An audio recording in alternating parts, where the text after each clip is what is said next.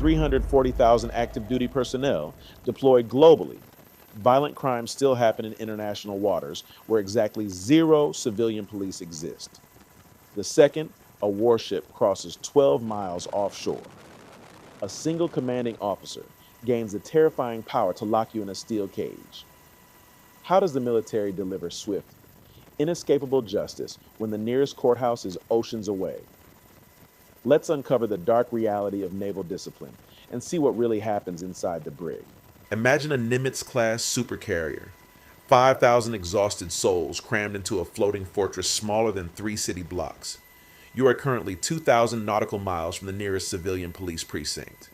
There is absolutely no 911 dispatcher out here, just a merciless, endless blue horizon.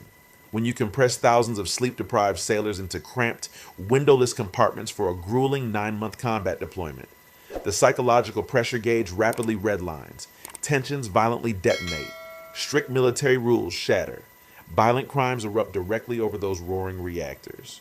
But do not mistake this deep isolation for a lawless wasteland. The exact millisecond your steel-toed boots touch those 4.5 acres of non-skid flight deck, you are standing on sovereign United States territory.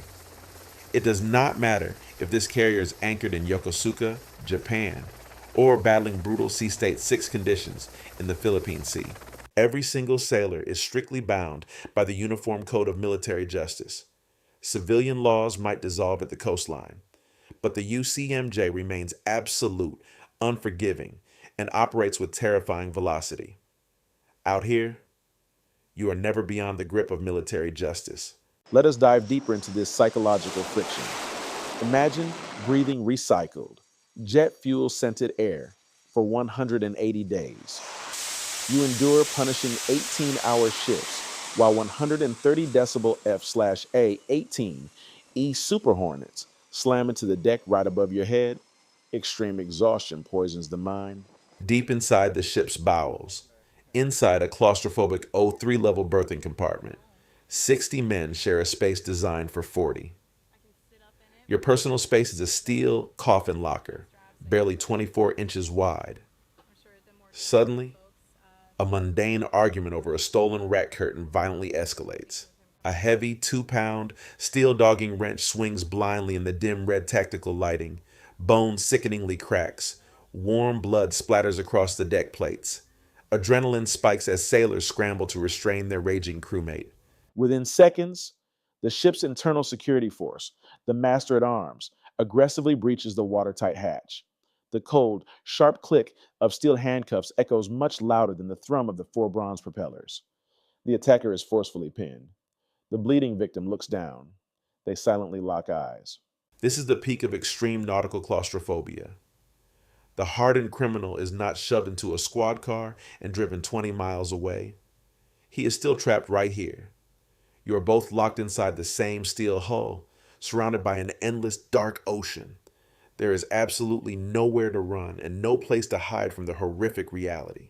How would you feel knowing the dangerous man who just tried to split your skull open will breathe the same recycled air and eat in the same galley as you for the next 6 months?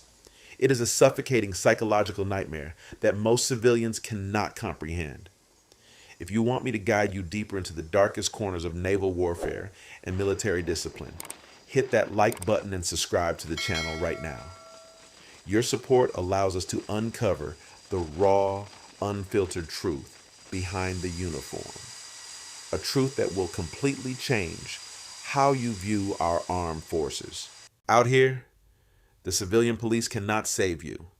A civilian judge cannot possibly hear your pleas. When a brutal, bloody murder happens out in the unforgiving middle of the Pacific Ocean, who bears the terrifying, godlike power to decide the fate of the accused within 24 hours? The answer sits midship, wearing the silver eagle of a Navy captain. And 06, commanding officer holds a chilling level of absolute authority. This terrifying power simply does not exist anywhere within the civilian corporate world. Under Article 15 of the UCMJ, this individual operates as judge, jury, and executioner. He alone controls the immediate destiny of every soul aboard. This relentless process is officially designated non-judicial punishment, but the fleet remembers its roots. Sailors still refer to it by its ancient, terrifying maritime name, Captain's Mast. There is a geographic reality to this system that civilians rarely realize. If you are stationed at a comfortable shore command in San Diego, you possess the legal right to completely refuse Captain's Mast and aggressively demand a full court-martial. However, the millisecond those Kevlar mooring lines are cast off and the hull breaches international waters, your legal rights instantly evaporate. Under Title 10 of the United States Code, a sailor attached to a commissioned vessel underway cannot refuse non-judicial punishment. You are permanently stripped of the constitutional option to demand a fair trial by your peers. Forget everything Hollywood has taught you about dramatic courtroom thrillers. There are no smooth-talking civilian defense attorneys pacing the deck, no emotional pleas to a sympathetic jury, and zero theatrical objections. There is only a small, suffocatingly quiet wardroom buried deep within the zero-level superstructure of the 100,000-ton nuclear aircraft carrier. Inside this heavily armored compartment, the recycled air is thick enough to choke on. The accused, and a six with 10 years of flawless technical service, stands perfectly rigid at the position of attention. Sweat violently pours down his flame-resistant coveralls as his heart hammers against his ribs at 160 beats per minute. He is entirely alone, flanked only by the ship's command master chief and the legal officer, the staff judge advocate. Across the green felt of the heavy steel table sits the captain, staring right through him. The psychological gravity in this pressurized room is crushing, but the captain is carrying an even heavier, unseen burden on his shoulders. This 06 is not just punishing a single isolated man. He is actively managing the volatile psychology of an entire floating metropolis. The captain commands a $13 billion warship, but his most critical, dangerous weapon is unwavering discipline. He must strike with enough terrifying force to instantly deter the other 5,679 sailors watching from the ship's dark shadows. Show an inch of weakness, and the fragile social order of the carrier will violently collapse into complete chaos. Yet, if he strikes too hard with blind fury, he risks completely destroying a highly trained, specialized Aegis fire control technician the Navy spent $500,000 to mold. It is an agonizing, high-stakes tightrope walk over a psychological abyss. The agonizing silence in the room stretches into an absolute eternity before the captain finally speaks. He looks dead into the eyes of a man who has endured 3 grueling combat deployments, a man who simply snapped under the immense pressure of a 9-month tour. The captain raises a small wooden gavel and brings it down hard against the cold steel table. That sharp, echoing crack is the deafening sound of a decade of blood, sweat, and sacrifice being instantly vaporized. In exactly 60 seconds, the devastating sentence is delivered with surgical, emotionless precision. The veteran E6NCO is violently busted down in rank to E5, stripped of half a month's basic pay for 2 consecutive months, and sentenced to 45 days of grueling restriction. His hard-earned leadership, his financial stability, and his immense military pride are utterly annihilated by a single sentence from one man. If it were you, would you be cold enough to completely shatter the career of a soldier who bled beside you just for one momentary lapse of judgment? The harsh sentence has been delivered. The rank insignia is ruthlessly stripped. But the true psychological hell only begins when the heavy steel door, deep in the lower hulls, slams violently shut. Welcome to the Brig. Not every minor infraction condemns a sailor to the dark, heavily armored bowels of the ship. The threshold for incarceration is crossed only through severe violations of the Uniform Code of Military Justice. We are talking about Article 128 for aggravated assault, Article 112A for wrongful use of controlled narcotics, or Article 121 for blatant theft of government property. When these critical operational boundaries are shattered, standard administrative restriction and pay cuts are mathematically insufficient. Forget the dramatic cinematic illusions of a damp, rat-infested pirate dungeon lined with rusted iron bars. Modern brigs are sterile, ruthlessly efficient correctional facilities governed by strict Department of Defense directives. The fundamental objective here is not archaic physical torture, but extreme psychological recalibration. It is a highly professional, brutally clinical environment designed to surgically extract civilian defiance and reinstall absolute military obedience. The physical reality of a shipboard confinement facility is terrifyingly minimalist. You are forcefully escorted into a reinforced, blast-resistant steel box measuring exactly 6 square meters. There are absolutely no windows, no natural airflow, and zero comforts of the civilian world left behind. A cold, rigid steel rack is permanently welded directly to the unyielding, titanium-reinforced structural bulkhead to prevent it from being weaponized. There is no comforting darkness to offer psychological refuge. Blinding white, high-intensity fluorescent lights emit a harsh, clinical glare 24 hours a day. This constant, aggressive illumination completely eradicates your body's natural biological rhythms and melatonin production. Within the first 48 hours of confinement, your internal circadian clock violently fractures, leaving you in a state of perpetual, exhausting twilight. You are starved of human conversation, but the surrounding silence is aggressively deafening. The only auditory inputs allowed are the terrifying mechanical sounds of a 100,000-ton warship at war. You endure the relentless, bone-rattling vibration of 2 massive A4W nuclear reactors, transferring raw kinetic energy through the floorboards. You hear thousands of tons of black ocean water violently smashing against the outer hull armor. This severe sensory deprivation is intentionally engineered to systematically break down the human ego.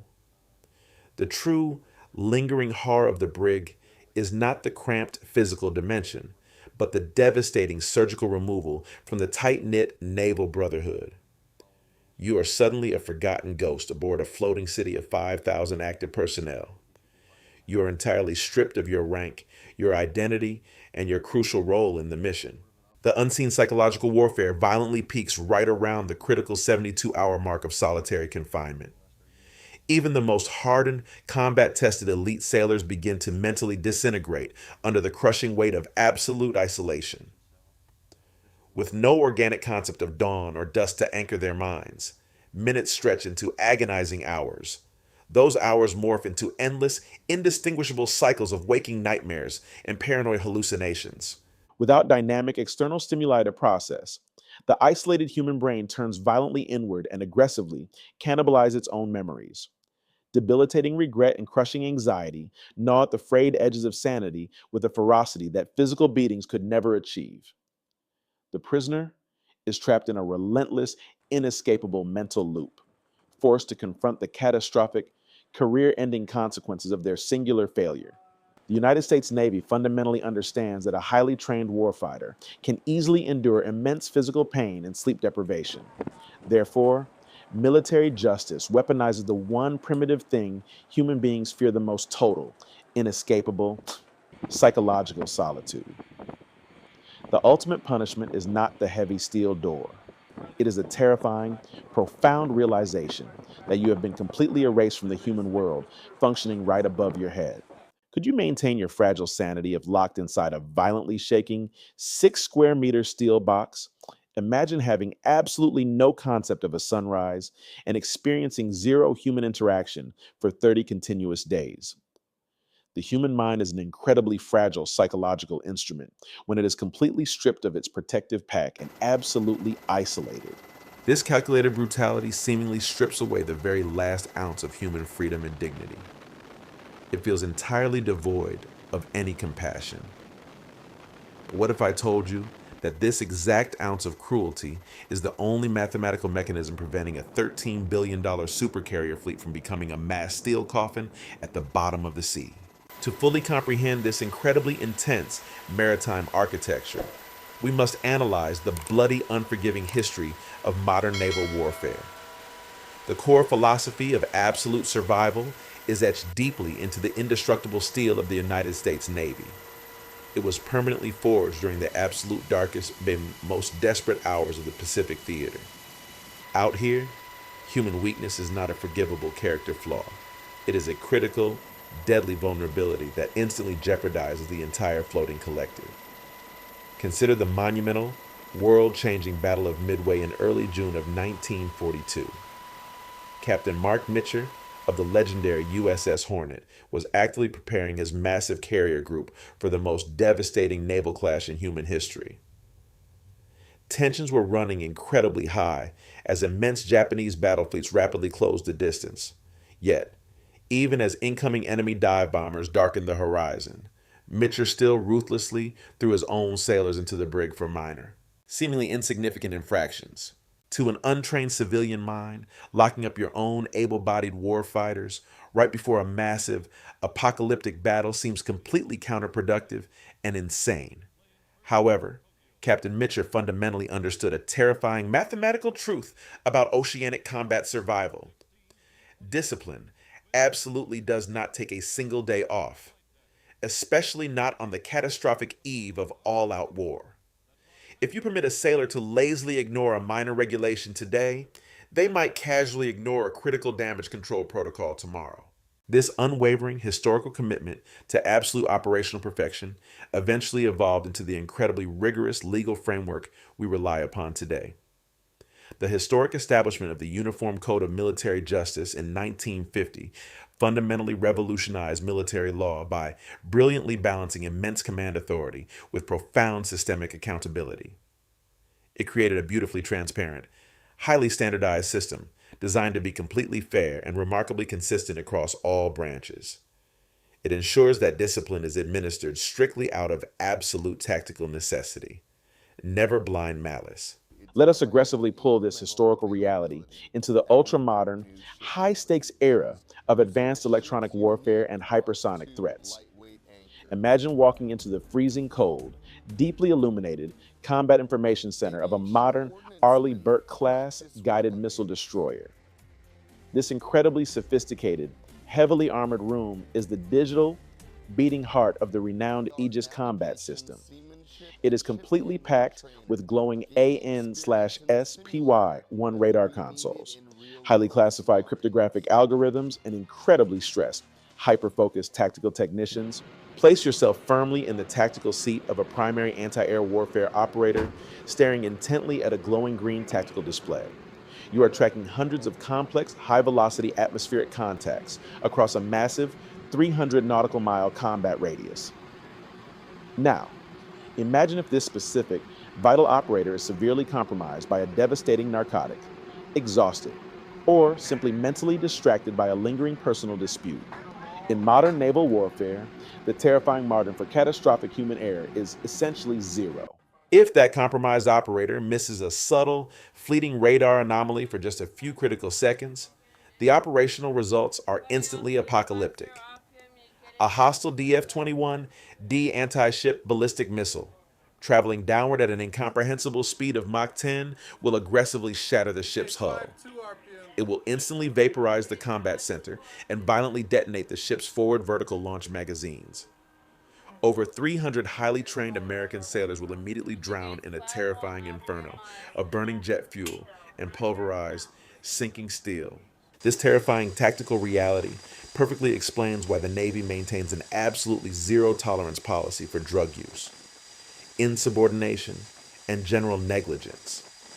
Thousands of innocent, highly capable lives can be brutally extinguished simply because one single person decided to selfishly break the established rules.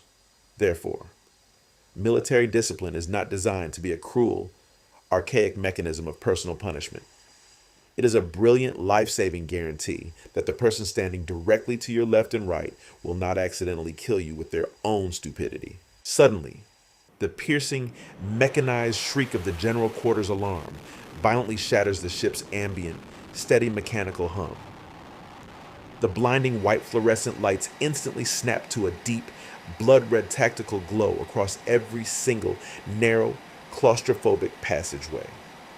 Deafening klaxons blare aggressively, signaling an immediate catastrophic inbound threat rapidly approaching the vulnerable vessel. Adrenaline violently floods the veins of 5,000 personnel as they instinctively, flawlessly sprint toward their designated, heavily armored battle stations.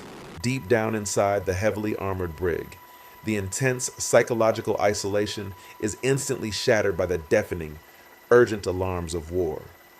Even the strictly confined prisoner feels the massive 100,000-ton supercarrier violently heel over into a brutal, high-speed evasive tactical maneuver. The massive steel deck plates violently scream and aggressively groan under the unimaginable physical stress of a 30-knot hard rudder turn. In this terrifying, chaotic moment, the isolated prisoner perfectly understands the horrific, deadly gravity of the situation. When you are actively staring directly into the terrifying face of imminent death, all lingering resentment towards strict military discipline instantly evaporates. The confined sailor does not harbor petty anger toward the captain, the heavy steel door, or the strict UCMJ. There is only a pure, primal, overwhelming desire for the entire crew to successfully survive the incoming kinetic strike. That survival relies entirely upon the flawless, highly disciplined execution of every single sailor operating the ship's complex defense grids. On the razor's edge of life and death, do you agree that personal democracy must absolutely yield to ironclad discipline when highly advanced? Supersonic missiles are actively locking onto your floating city. There is absolutely no time for peaceful debate or civilian consensus. The strict, unyielding chain of command is the only viable mechanism capable of coordinating a successful, life-saving defense against a sophisticated enemy. The military simply cannot function as a democracy because war is the ultimate, unforgiving dictatorship of violent physics. This brings us directly to the profound, awe-inspiring reality of what our United States Navy sailors actually endure on our behalf every single day. They voluntarily strip themselves of their comfortable civilian freedoms and bravely submit to a terrifyingly strict, highly unforgiving legal system. They silently carry this immense psychological burden into the darkest, most dangerous, and highly volatile combat zones across the entire globe. They willingly endure the immense weight of the brig, the crushing pressure of the captain's mast, and the agonizing isolation of the sea. They bear the absolute heaviest burdens of ironclad military discipline so that the rest of the nation can sleep safely in total, uninterrupted freedom. It is a breathtaking, remarkably selfless sacrifice that most ordinary citizens will simply never fully comprehend or appreciate. Our military operates under a remarkably demanding, exceptionally professional code of absolute honor that flawlessly transforms ordinary individuals into an invincible collective shield. It is not always beautiful, but it is the ultimate, undeniable reason the United States Navy remains the most lethal maritime force in human history. If this deep psychological dive into the intense, highly classified world of naval discipline fundamentally shifted your perspective, hit that like button immediately. Subscribe to the channel right now to join an elite community dedicated to uncovering the absolute, unfiltered truth behind modern military operations. Your continued support allows us to pierce through the Hollywood myths and deliver the raw reality of the battlefield directly to your screen. We have incredibly detailed, highly intense tactical breakdowns coming soon that you absolutely do not want to miss. The mighty aircraft carrier will endlessly patrol the darkest oceans, forever armed with the deadliest, most advanced weapons known to mankind. They will face unprecedented technological threats in a rapidly destabilizing global theater. Yet, the absolute sharpest, most indestructible weapon in the entire American arsenal will always remain the unbroken, disciplined mind of the United States sailor.